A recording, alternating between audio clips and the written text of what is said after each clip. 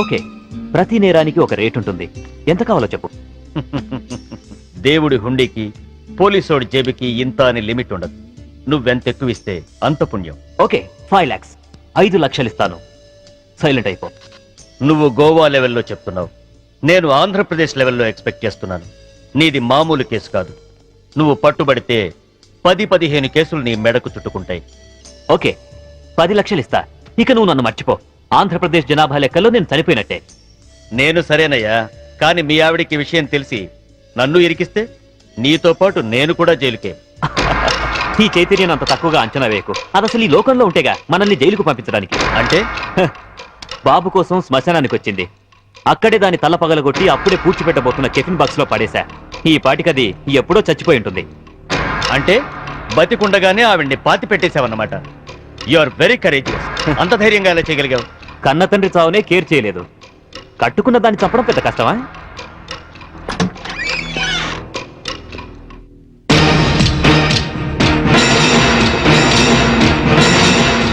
చచ్చింది ఎలా వచ్చిందా అని ఆశ్చర్యపోతున్నావా? మీలాంటి నీచులు భర్తలైతే మాలాంటి భార్యలు భూమి చీల్చుకొచ్చన్న మీ అంతు చూస్తారు. నా కొడుకెక్కడ చెప్పు.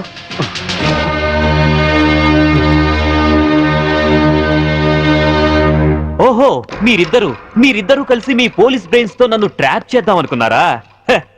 ఇదిగో సిఐ, అసలు నేను చైతన్యనే కాదు. నా పేరు రిమో జాక్సన్.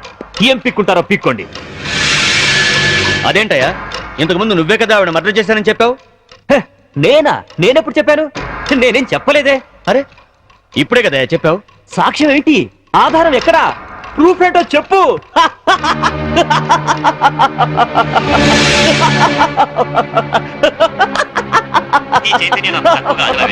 అసలు ఈ లోకంలో ఉంటేగా మనల్ని జైలుకు పంపించడానికి. అంటే బాబు కోసం శ్మశానానికి వచ్చింది. అక్కడే దాని తల పగలగొట్టి అప్పుడే పూడ్చిపెట్టబోతున్న టిఫిన్ బాక్స్ లో పడేశా. ఈ పాటికది ఎప్పుడో చచ్చిపోయి ఉంటుంది. అంటే దీన్ని టెహల్కా టేప్ అంటారు. దీని దెబ్బకి కేంద్ర ప్రభుత్వమే షేక్ అయింది. ఆఫ్టర్ ఆల్ బచ్చగడివి. నువ్వెంత? నువ్వు మామూలు మనిషి కాదు. Your born criminal. నువ్వు ఎంతకైనా తెగిస్తావు. చెప్పు, నా కొడుకెక్కడా? Tell me.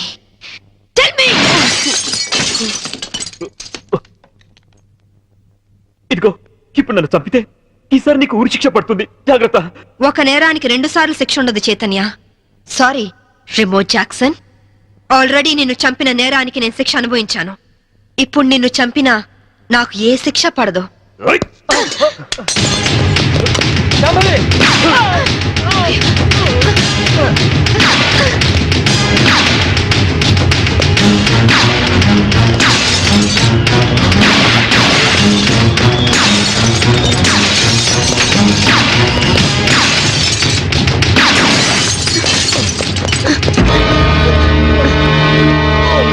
ఇన్స్పెక్టర్, నాకేం పర్వాలేదు శాంభవి. వాడిని చంపైనా సరే నీ కొడుకుని దక్కించుకో. ఇదే నీకు ఆఖరి ఛాన్స్. వెళ్ళు. Come on, go.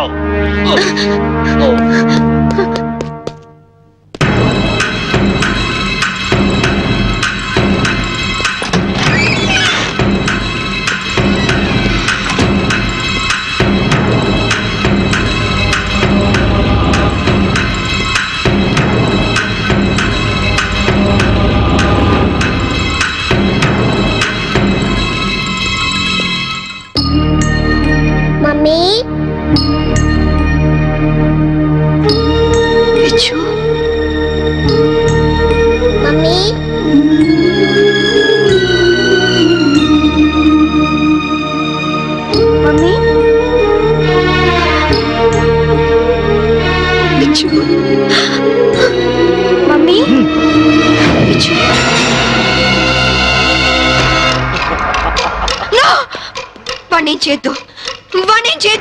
నీ చేతిలో కనపడే, లేకపోతే వీడిని షూట్ చేస్తా. వాణ్ణి కన్న కొడుకు. కట్టుకున్న పెళ్ళాన్ని చంపాలనుకున్న నాకు వీడితో సెంటిమెంట్ అంటే. కనపడే, గన్ కింద పడై.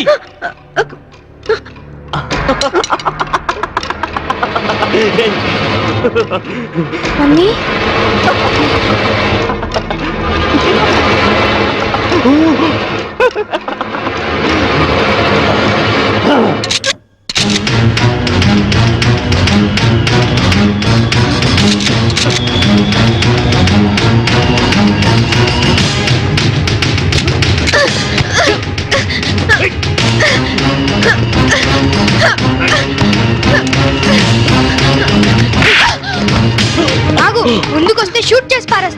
పడై విజు తన కింద పడే పడే విజు. వద్దమ్మా, నాకు ఇలాంటి నానొద్దు, నాకు నువ్వే కావాలి. విజు వద్దు. విజు అమ్మా! అమ్మా! అమ్మా! Hats off Shambhavi. నువ్వు నన్నెంత వద్దనుకున్నా నీలోని భర్త అనే సెంటిమెంట్ నన్ను బతికించింది. నాతి చరామి అనే పదానికి అర్థాన్ని కల్పించావు శాంభవి. నిన్ను కాపాడింది నీ మీద ప్రేమతోనో నీతో కాపురం చేద్దామనో కాదు, నా కొడుకు అంతకుడు కాకుండా రక్షించుకోవడానికి. శాంభవి, నన్ను చెప్తావా? నేను చెడిపోయినవాడిని, నేను వెదవనే. కానీ నువ్వు గ్రేట్ ఉమెన్వి, ఉత్తమ భారతీయ స్త్రీవి. షూట్ చేయ మమ్మీ, అలా నాన్న వద్దు మమ్మీ, షూట్ చేయ మమ్మీ. వద్దు శాంభవి. నా కొడుకు రక్షించుకుంటున్నాడు. మంచి భర్త అనిపించుకోలేకపోయావు, మంచి తండ్రికి కొడుకు అనిపించుకోలేకపోయావు, చివరికి కన్న కొడుక్కి మంచి తండ్రి కాలేకపోయావు. మనిషి కాదు, మృగానివి. నీలాంటి మృగాన్ని చంపుకున్నది పెట్టేస్తే చరిత్రలో స్త్రీ జాతి నన్ను క్షమించదు, నన్ను క్షమించదు, నన్ను క్షమించదు, నన్ను క్షమించదు, నన్ను క్షమించదు, నన్ను క్షమించదు, నన్ను క్షమించదు, నన్ను క్షమించదు.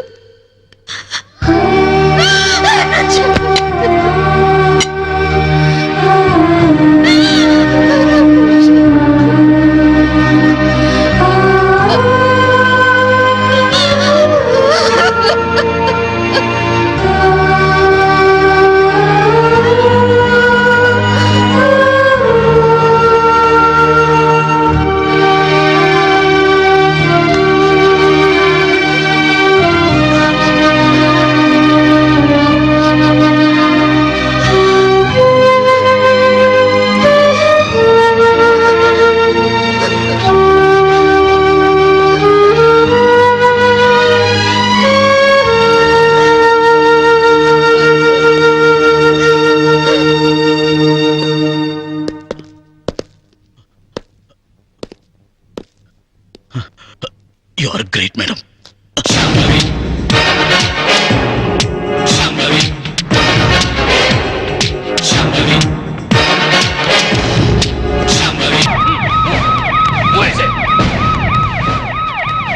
జరగండి, జరగండి.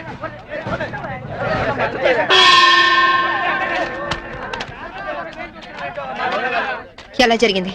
రైలు కింద తలపెట్టాడు మేడం. Suicide case. ఎవరు చెప్పారు? పబ్లిక్. మీరేమనుకుంటున్నారు? నేను అదే అనుకుంటున్నాను. నిన్నటి నుంచి ఈ రూట్ లో రైలు రోకో జరుగుతుంది. రైలు రోకో జరుగుతూ ఉండగా ఈ రూట్ లో ట్రైన్లు వస్తాయా? రావు మేడం.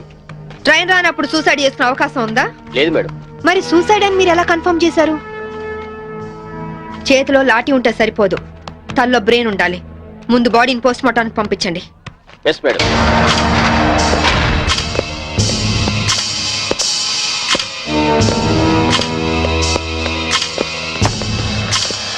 మర్డర్ ఏ టైం జరిగి ఉండొచ్చు? నిన్న ఉదయం 11 గంటల ప్రాంతంలో జరిగి ఉండొచ్చు మేడం. ఫింగర్ ప్రింట్ రిపోర్ట్స్ ఏమైనా వచ్చాయా? ఫోరెన్సిక్ రిపోర్ట్స్ వస్తే కానీ తెలియదు మేడం.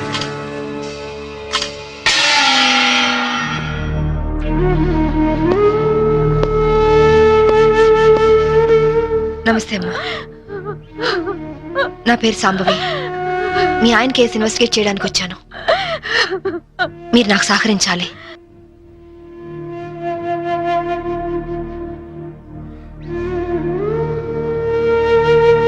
ఆయన నొసటి మధ్య సింధూరం ఉంది. నిన్న ఆంజనేయ స్వామి గుడికి వెళ్ళాడా అమ్మా? ఆయన ఒక్కరే కాదు, ఇద్దరం కలిసి వెళ్ళావు. ఓం ఆంజనేయాయ నమః, ఓం మహావీరాయ నమః, ఓం హనుమతే నమః, శ్రీ అభయాంజనేయ స్వామినే నమః. Hello, good morning sir. అరగంట తర్వాత వాళ్ళ ఇంట్లో సప్లై ఉండదు సార్.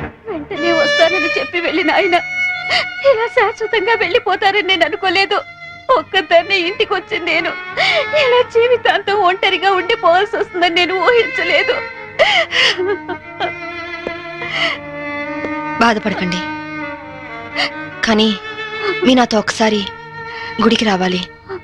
అక్కడ ఏమైనా ఎవిడెన్స్ దొరుకుతుందేమో చూద్దాం. అలాగే.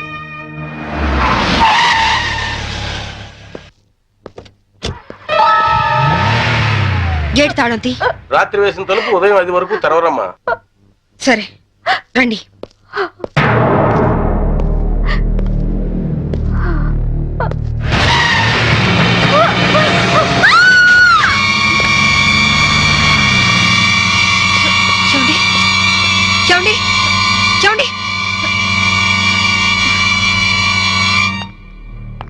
అమాయకురాలైన ఆవిని చంపడానికి నీకు మనసు ఎలా వచ్చింది? నువ్వు మనిషివా పశువా? నీలాంటి వాడిని కోర్టు తీసుకెళ్లి శిక్షించడం కాదు, పబ్లిక్ గా ఉరి తీసి చంపాలి. తీసుకురండి. Yes madam.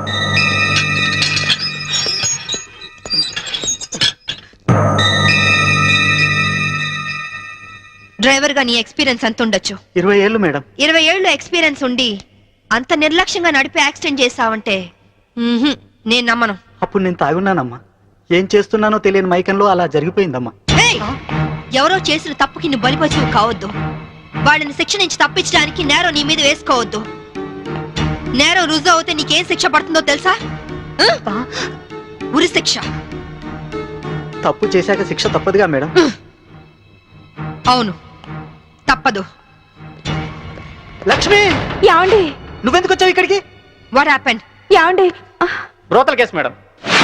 నాకేం తెలీదు, నేనే పాపం చేయలేదండి. తప్పు చేస్తూ దొరికిపోయిన ప్రతి వాళ్ళు చెప్పేది ఇదే. రేయ్, ఏం జరిగిందో నువ్వు చెప్పు.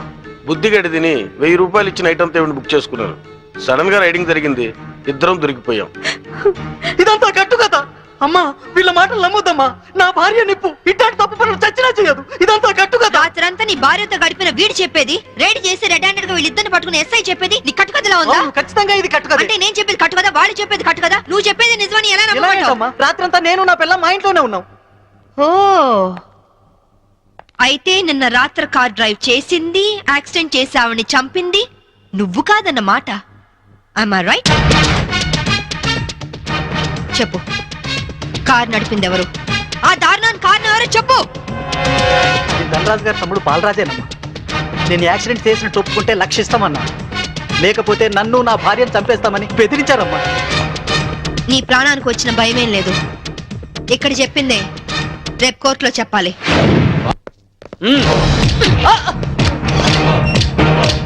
Madam, what is this? ఇది ఆపరేషన్ థియేటర్, లోపల రాకూడదు. Shut up! రేయ్, లేరా. మీరు జులుం చేయడానికి ఇది పోలీస్ స్టేషన్ కాదు, హాస్పిటల్. Don't disturb me. ఇతనికి heart problem, kidney problem, brain problem, nervous problem, liver problem. ఇన్ని ప్రాబ్లమ్స్ ఉన్నవాడు బ్రతకడం కంటే చావడం బెటరు. రేయ్, లేరా, లేరా, లే. What is nonsense? Shut up! చావు బతుకులో ఉన్న పేషెంట్ ని కాపాడే డాక్టర్ ని చూస్తాను, కానీ క్రిమినల్ కాపలా కాసే డాక్టర్ ని మిమ్మల్ని చూస్తున్నాను. ఛీ! ఎరా, నీ గుండె నొప్ప, కిడ్నీ ప్రాబ్లమా, లివర్ ప్రాబ్లం రా. రేయ్, నీలాంటి బయట ఉంటే law and order K problem. నీలాంటి పర్మనెంట్ గా బొక్కలో ఉండడం బెటర్.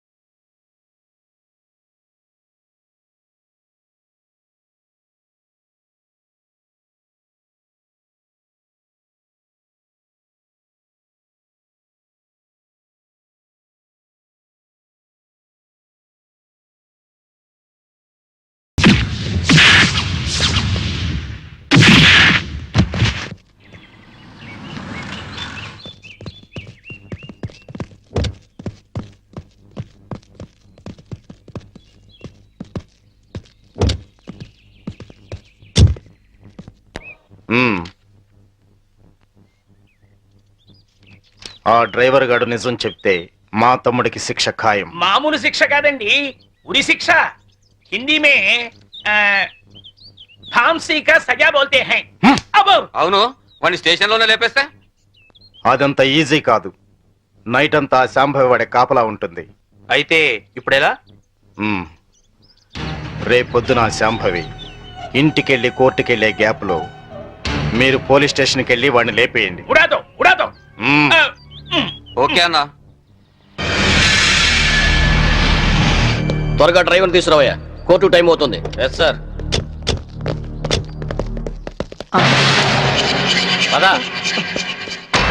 పదమంటుంటే నేను రాను. నేను మాత్రం కోర్టుకు రాను.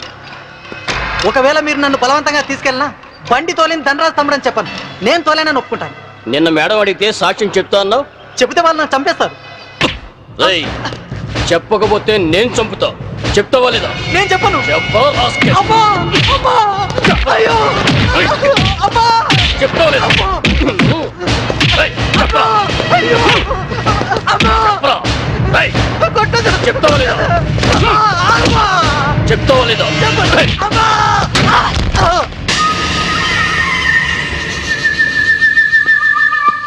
ఎలా ఉన్నాడు? దెబ్బ తగలరాని చోట తగిలినట్టుంది సార్. చనిపోయాడు. చచ్చిపోయాడా? అవును సార్. అన్నా, సిఐ డ్రైవర్ గారిని కోర్టులో సాక్ష్యం చెప్పమని కొడితే వాడు చచ్చాడు. అలాగే అన్నా.